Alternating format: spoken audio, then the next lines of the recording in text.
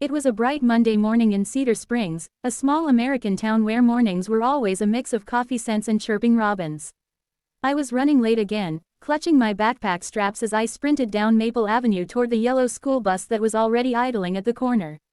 "Wait, please," I shouted, waving. The driver, Mr. Johnson, chuckled and motioned for me to hurry. That was how most of my school mornings started, rushed, noisy, and a little chaotic.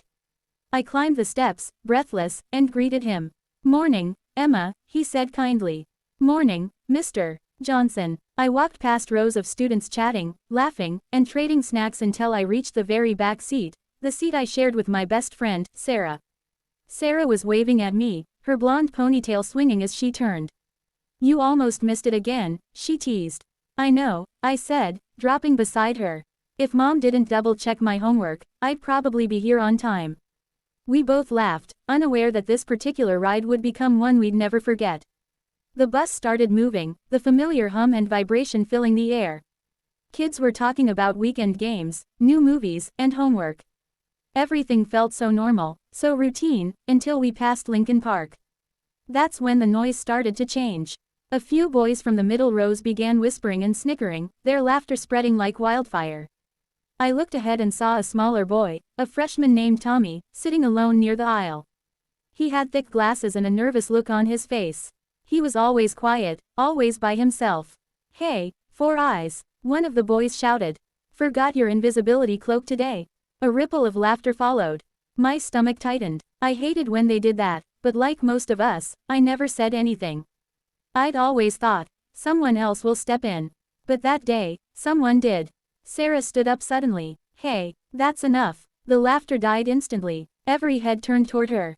"Why don't you leave him alone?" she said firmly, her voice steady. "You think it's funny making fun of someone smaller than you?"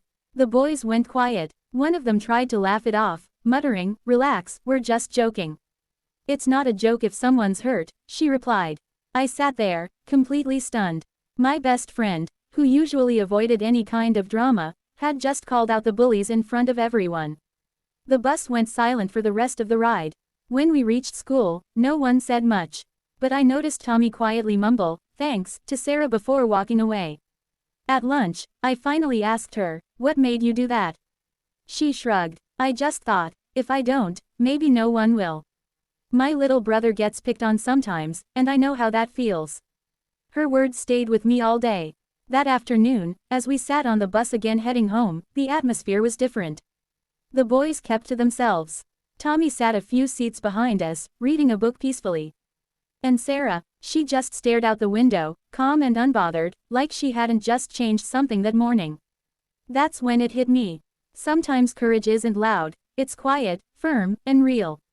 Over the next few weeks, something unexpected happened.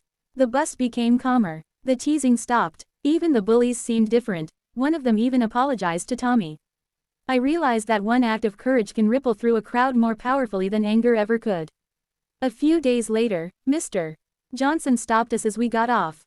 "You girls did something good," he said with a nod. "You made this bus a better place." Sarah smiled, but I could tell she wasn't doing it for recognition. She just believed in kindness. That evening, I sat by my window, the sunset painting the sky orange and gold, and wrote in my journal. Greater than, today, I saw what real friendship means. It's not just about laughing together, it's about standing together, even when it's hard. As weeks passed, I began to notice changes in myself too. I started standing up for others more often, speaking gently when people argued, and reminding myself of what Sarah did. Months later, during graduation week, Tommy came up to us holding a small folded note. He handed it to Sarah, saying, "You probably don't remember, but that day, you made me feel seen. Thank you." After he left, Sarah opened the note. It said simply, "Greater than, your kindness gave me courage." We both smiled through tears. That one moment on a bus had quietly shaped all our lives.